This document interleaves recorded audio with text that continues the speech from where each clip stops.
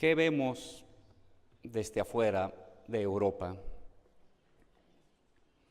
Vemos una Europa que languidece. Vemos una Europa abatida. Vemos una Europa ensimismada y satisfecha de sí misma. Vemos una Europa hasta cierto punto apática y cansada. No es el pueblo europeo el que ha perdido la virtud, ni ha perdido la esperanza. Porque la Europa a la que me refiero cansada, la Europa agotada, la Europa ensimismada, no es la Europa de los pueblos. Está silenciada, encerrada, asfixiada, y la única Europa que vemos en el mundo es la Europa de los grandes consorcios empresariales, la Europa neoliberal, la Europa de los grandes negociados financieros, la Europa de los mercados y no la Europa del trabajo. Eso es lo que está también en la raíz de la crisis europea. Todo está en función del capital financiero. Con la complicidad de la supuesta ciencia económica y de las burocracias financieras internacionales, nos disfrazan ideología como ciencia. Ya no es solamente el dogmatismo de la economía neoclásica, sino que tenemos prácticamente una economía teoclásica.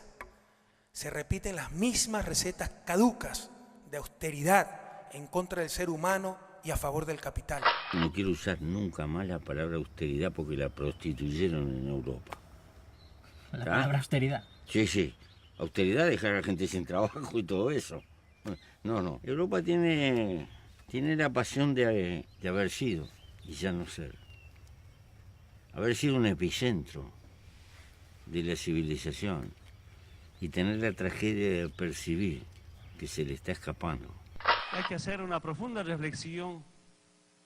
¿Por qué la pobreza?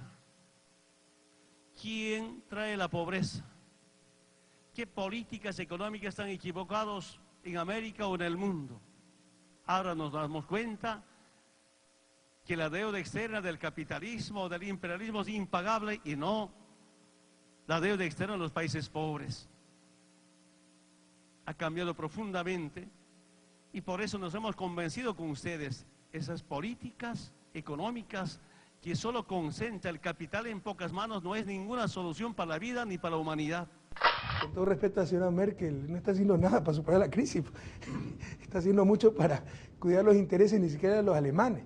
Entonces no se engañen, todo está en función del gran capital y particularmente del gran capital financiero. Y mientras no se liberen los ciudadanos europeos del yugo de ese gran capital financiero y todas las políticas sean en función de ese capital y sobre todo el capital financiero, no saldrán de la crisis, o saldrán algún rato.